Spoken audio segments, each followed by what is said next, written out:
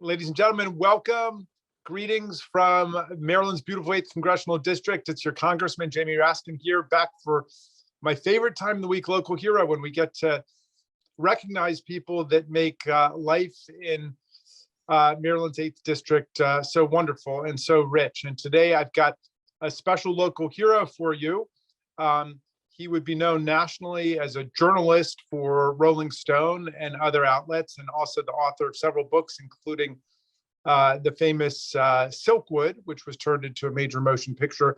But he's a local hero because Howard Kohn of Takoma Park is the commissioner for several decades now of Takoma Park Youth Soccer, which draws kids from not just Takoma Park, but all over Silver Spring, Wheaton, and other outlying areas. And it's a remarkable institution in the life of Eastern Montgomery County. And I can attest to that, having had all three of our kids having gone through Takoma Park Youth Soccer and having been a coach in Takoma Park Youth Soccer with my friend Tom Cove.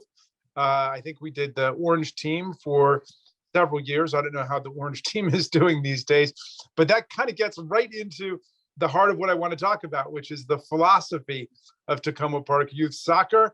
But to begin with, Howard Kohn, congratulations. This is a long overdue salute to you for being a local hero to not hundreds, but thousands of young people throughout our region. Well, thank you. It's an honor to be here with you, Jamie, of course. I was going to say that before I knew anything about soccer, or before I knew anything about Takoma Park, I had this vision. And by that, I mean, my wife, Diana, and I were college students in the 60s, and we marched and demonstrated for civil rights. And we exulted in all the triumphant legislation that came out of that time. But what we really wanted to see was a mingling, a commingling of everyone, all of us. And that's why we moved to Takoma Park, in part anyway. But we were disappointed when we got here because everybody retreated to their usual neighborhoods and there wasn't any of that mingling. And then all of a sudden, there it was, Takoma Park Youth Soccer, which is what it is today. In all honesty, it is what we dreamed about. People, kids, adults from all over the world, essentially, hanging out with each other on the weekends. And because soccer is a universal game.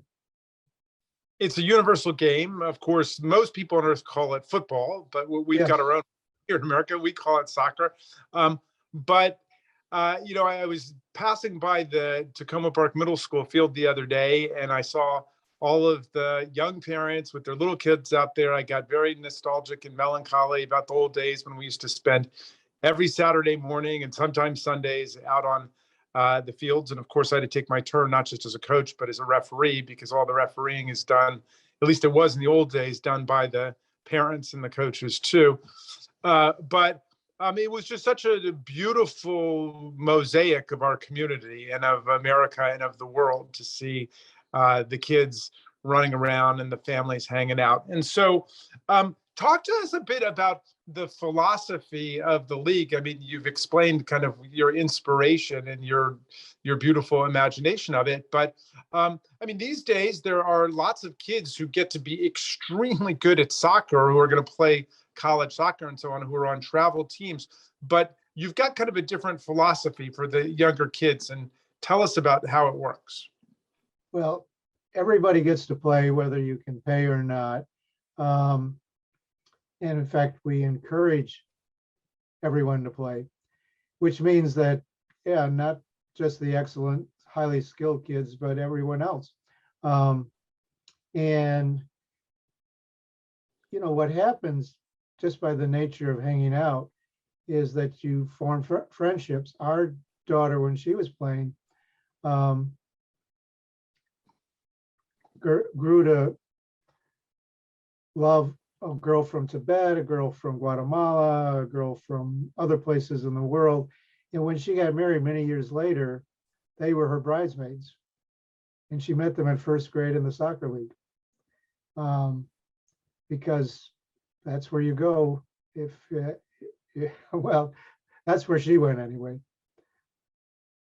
Well, I remember very well how the soccer games were the anchor of our kids' social life, where they made their friends there. Then after the games or practices, they would go play at their house or they'd come to our house. It was the birthday parties that flowed out of it. And it really does help to define the nature of life in Silver Spring, Takoma Park, Wheaton, a lot of this area, because it's become such an institution. And you've made it a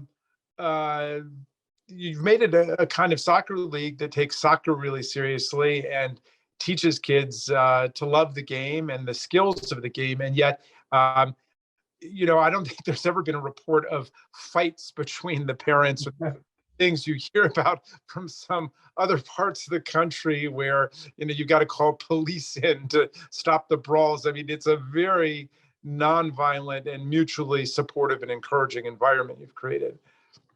Yeah, exactly. I mean, it's, well, I've met a lot of people who I wouldn't never have met otherwise. And you're right about the birthday parties. I always said it's a shortcut to going to all parts of the world, because you go to a birthday party and it's a Guatemalan party, or it's a Mexican party, or Brazilian party. And there you are, you're learning that culture just by walking in the door to the party. Yeah. And I'm taking it, forgive my ignorance these days, but I'm taking it everything is still co-ed, right? It is, although that's a good point. We did start an all-girls side, and that was controversial. But when we talked before we had all girls, co-ed was mainly boys, just because boys, being who they are, and tended to dominate and not play nicely with the girls on the same team. Now I'm generalizing, but we found that when the girls were able to play by themselves, they not only had a much more, well, they liked each other much better, but they played more fiercely and more aggressively, because I thought they trust each other not to deliberately hurt each other. Anyway, our girls, we have travel teams of all girls now, and they are really good. Yeah. Well, I want to say that, long before I ever went into politics, I got involved in our community in a really deep way through Takoma Park Youth Soccer. And then when I decided that I was going to run for the state senate and I started asking people who I needed to talk to, they all said Howard Kohn. And I was like, Howard Kohn, the soccer guy? That's who I got to talk to. And they said, yeah, he's the one everybody listens to. So in some cities, you go to Richard Daley, a big city boss. But around here, you go to Howard Kohn because everybody trusts you and everybody loves you, Howard. So, for all of your work for our kids, for the young people, for the spirit and the texture of our community, we're saluting you this week and we're making you our local hero. Well, thank you, Jamie. The admiration is mutual, of course. Well, you got to get me back out on there, at least as a referee. That's a good idea. We have a number of grandpas and grandmas who are coaching these days because, well, they're retired, and what else?